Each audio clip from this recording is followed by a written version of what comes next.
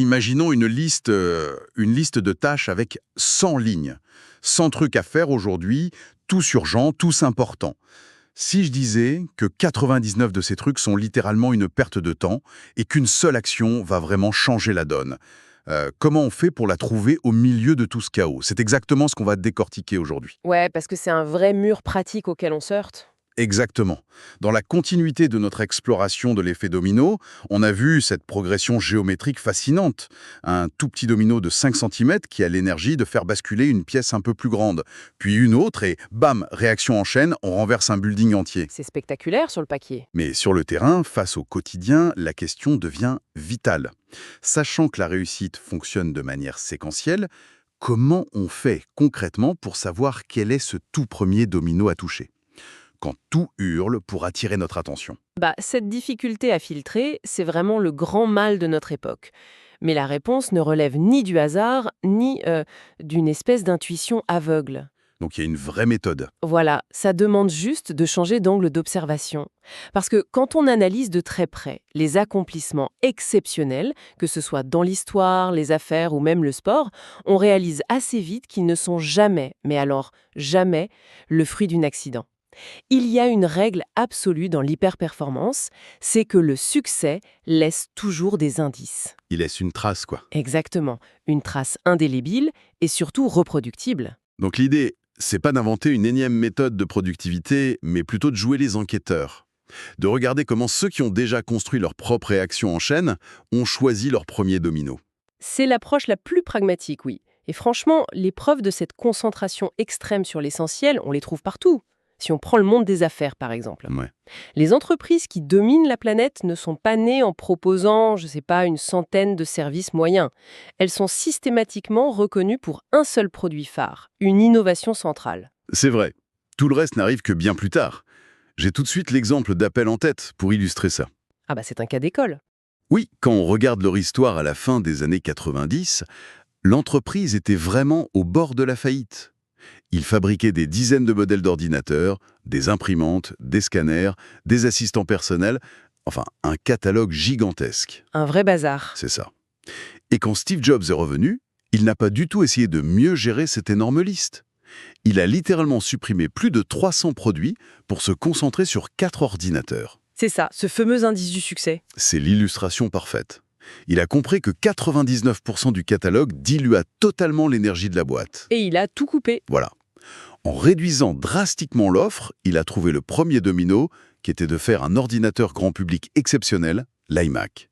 Et ce principe, il s'applique avec la même violence à l'échelle individuelle. Comment ça? Les figures historiques, les grands artistes ou les stratèges, ils seront tous propulsés par une obsession unique. Le général américain, George Patton, qui était connu pour son efficacité militaire redoutable, disait qu'il fallait être obsédé, se lancer à la poursuite exclusive de ce que l'on désire. C'est presque un mot qui fait peur, l'obsession. Oui, mais ici, ce n'est pas une pathologie, c'est une arme. C'est vraiment la capacité de concentrer toute son énergie sur un point minuscule en excluant totalement le reste du monde. C'est super intéressant. Pour ceux qui nous écoutent, on peut vraiment visualiser ça comme une scène de crime étudiée par un détective. Ah oui, j'aime bien cette image. Imaginons qu'on entre dans la pièce pour étudier la vie de ces personnes au succès retentissant. La pièce est en désordre, il y a des meubles renversés, de la poussière, des empreintes partout. Le chaos total. Voilà. Le mauvais détective, lui, il va prendre un carnet et passer 3 jours à cataloguer méticuleusement chaque grain de poussière et la couleur des rideaux en pensant que tout a la même importance. Ce qui est une erreur fatale. Exactement. Mais le bon détective, il balaye tout ça du regard et repère instantanément, je sais pas, l'objet fluorescent au milieu de la pièce.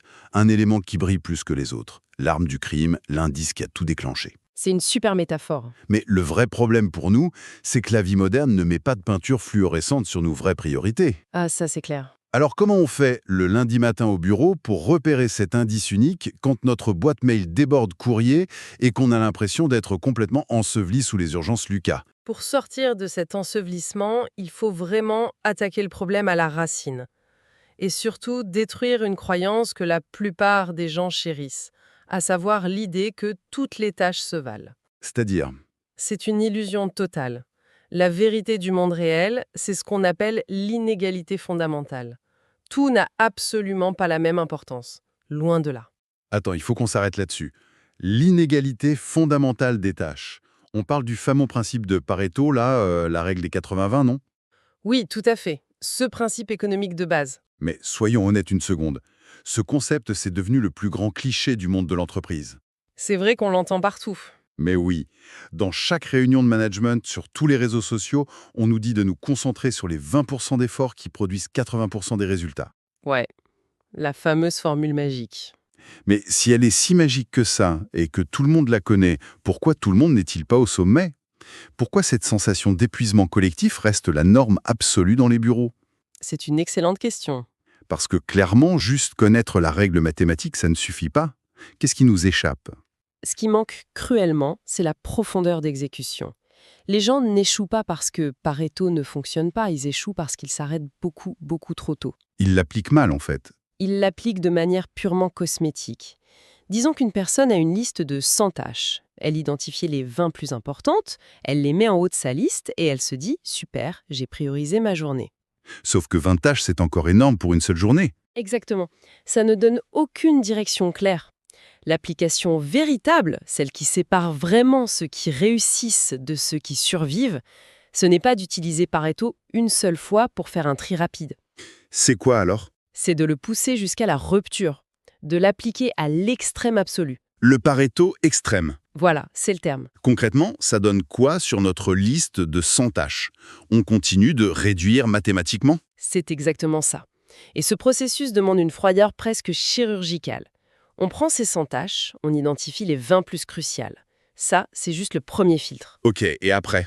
Au lieu de commencer à travailler comme tout le monde, on s'arrête. On prend ces 20 tâches et on leur applique à nouveau la règle. On se demande quels sont les 20% de ces 20 tâches. Et là, on tombe à 4 actions. Et on s'arrête toujours pas? Toujours pas. On isole les 20% de ces 4 actions. On minimise, on réduit encore et encore notre champ de vision jusqu'à isoler une seule et unique action vitale, le vrai point de bascule. C'est fou comme approche. C'est la méthode mécanique parfaite pour transformer un banal inventaire de ce qu'on pourrait faire en une liste extrêmement resserrée de ce qu'on doit absolument faire. C'est puissant. Et internaliser cette logique de soustraction permanente, c'est se forger une véritable boussole interne. À la seconde où la montagne de travail semble infranchissable, on dégaine cette boussole pour retrouver le nord, la seule chose qui compte vraiment. J'adore cette idée de soustraction permanente. Pour rendre le concept encore plus physique, ça me fait penser à l'analogie des poupées russes, les matryoshkas. Oui, c'est une très bonne façon de le voir. La plupart des gens arrivent au travail et trouvent cette énorme poupée sur leur bureau. Elle est massive, peinte de toutes les couleurs et elle représente absolument tout ce qui attire leur attention. Le rapport à rendre, le collègue qui a une question, les 50 emails non lus et même la machine à café en panne. La fameuse charge mentale. C'est ça. La réaction par défaut, c'est d'essayer de soulever cette énorme poupée d'un coup. Mais le Pareto extrême nous dit non, ouvre-la, regarde ce qu'il y a dedans et jette la grande coquille vide.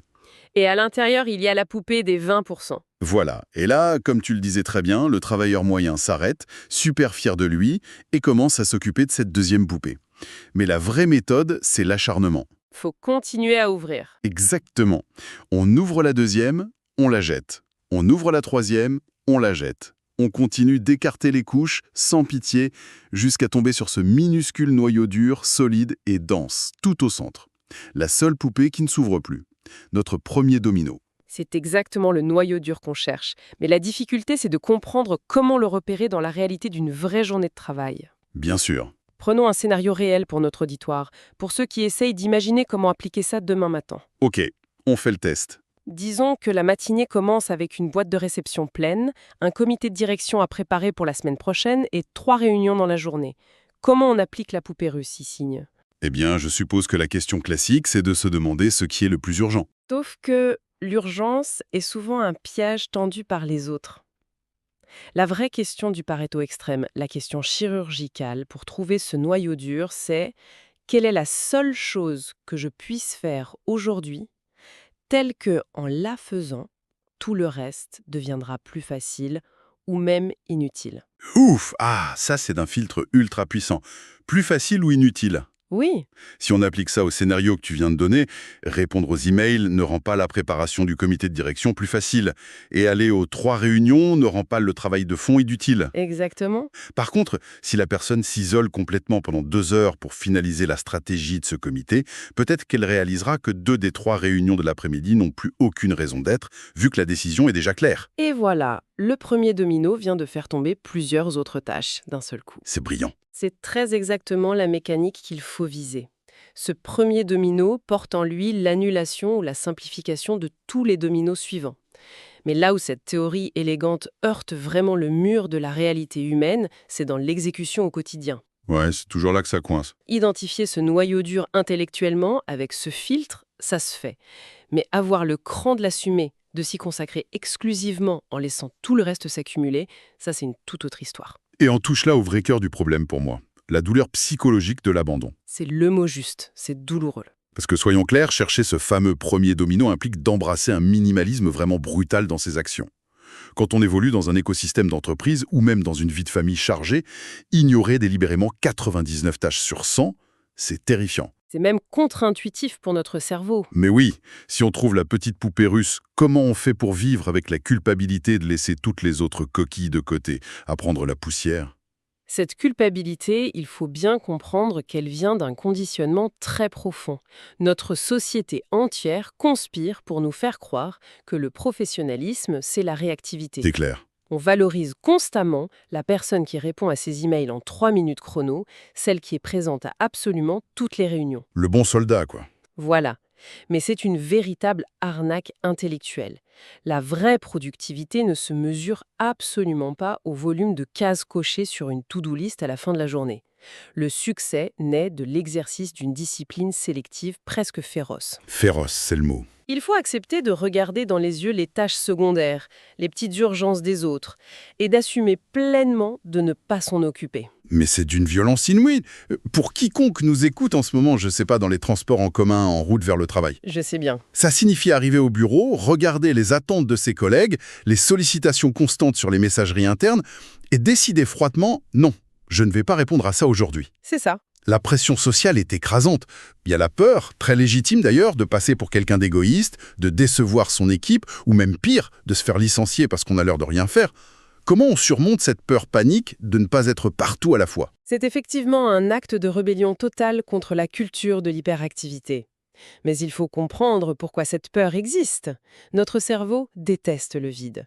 Et il déteste par-dessus tout décevoir la tribu. C'est instinctif. On a besoin d'appartenir au groupe. Exactement. Pourtant, le monde du travail nous ment en permanence sur les vraies conditions de la réussite. Le bruit ambiant nous martèle qu'il faut en faire toujours plus, multiplier les casquettes. Or, tous ceux qui ont laissé ces fameuses traces indélébiles dans l'histoire ont dû cultiver ce courage de l'abandon. Ils ont dû accepter de déplaire. Absolument. Ils ont accepté d'être perçus, du moins pendant un temps, comme des gens inaccessibles, têtus ou singulièrement obsédés. Protéger son énergie pour se concentrer uniquement sur son noyau dur, c'est refuser de se noyer dans un océan de petites urgences insignifiantes. Et assumer les regards des approbateurs. Oui, mais le paradoxe ultime, c'est qu'une fois le grand objectif atteint, cet entourage qui vous critiquait pour votre manque de réactivité sera le tout premier à applaudir votre accomplissement. Donc en fait, pendant que tout le monde joue à repousser l'eau de l'océan avec les mains, en essayant de répondre à chaque petite vague, la personne qui applique le Pareto extrême est assise un peu plus loin sur la plage, en train de construire un vrai barrage. C'est une très belle image. Sur le moment, elle a l'air de ne pas participer à l'effort collectif. Elle a l'air inactive face à l'urgence immédiate des vagues. Mais à la fin, c'est elle qui règle le problème de fond. Et de manière définitive. Ce qui nous amène inévitablement à une réflexion beaucoup plus large et franchement assez provocatrice, je trouve, sur la façon dont on mène nos vies. Ah oui, les implications sont énormes. Parce que si ce qu'on vient de dire est vrai, si l'application de cette méthode exige de se concentrer de façon obsessionnelle sur l'infime pourcentage qui crée la vraie valeur et d'ignorer délibérément le reste du bruit ambiant, Oui. eh bien, cela veut dire que la réussite demande, par définition, d'être complètement déséquilibrée. C'est la stricte vérité. L'équilibre n'a tout simplement pas sa place dans la performance exceptionnelle. C'est un déséquilibre absolu, mais un déséquilibre assumé et stratégique. C'est vertigineux quand on réalise ça. On nous vend la vie bien équilibrée comme l'idéal absolu depuis des décennies. L'idée qu'il faut accorder une importance égale à chaque petit compartiment de son emploi du temps. Un peu de ci, un peu de ça. Voilà, un peu de travail, un peu de sport, un peu de loisirs, répondre à tous ces messages, voir tout le monde. Mais si on repense à notre détective de tout à l'heure, quand il repère la fameuse arme du crime brillante au milieu de la pièce, Il s'arrête de chercher. exactement, il ne se dit pas « Ah super, j'ai trouvé l'indice majeur. Bon, par souci d'équilibre, je vais quand même passer les 4 prochaines heures à compter les lattes du parquet de manière égale. » Ça n'aurait aucun sens. Non, il ignore la pièce entière. Il consacre 100% de ses ressources intellectuelles à cet unique indice. Il assume de ne pas être exhaustif. Et c'est justement cette quête impossible d'exhaustivité qui épuise notre monde contemporain. L'équilibre implique de saupoudrer son énergie un peu partout, mais la physique élémentaire nous apprend que si on répartit une force sur une surface trop large, elle ne transperce rien du tout. Elle s'évapore. Voilà. Pour créer un impact profond, il faut concentrer cette même force sur une pointe d'aiguille. Ce qui amène une question fascinante pour tous ceux qui analysent leur propre emploi du temps en ce moment, en nous écoutant. Et si cette injonction moderne a tout concilié parfaitement, et cette fameuse quête perpétuelle d'une vie bien équilibrée, n'était en réalité que le plus grand piège jamais inventé. Un piège très bien déguisé. Un piège brillant, oui, très séduisant, validé par la société entière, mais dont l'unique fonction est de diluer notre énergie, pour s'assurer qu'on reste tous sagement dans la moyenne, incapables d'atteindre notre vrai potentiel. Ce grand mythe de l'équilibre parfait et tous ces autres mensonges très confortables qui nous éloignent au quotidien de la vérité brute de notre noyau dur. C'est le vrai mur qui nous attend. Eh bien, ce mur, ce sera très exactement ce qui va se dresser sur le chemin pour la suite de cette exploration en profondeur.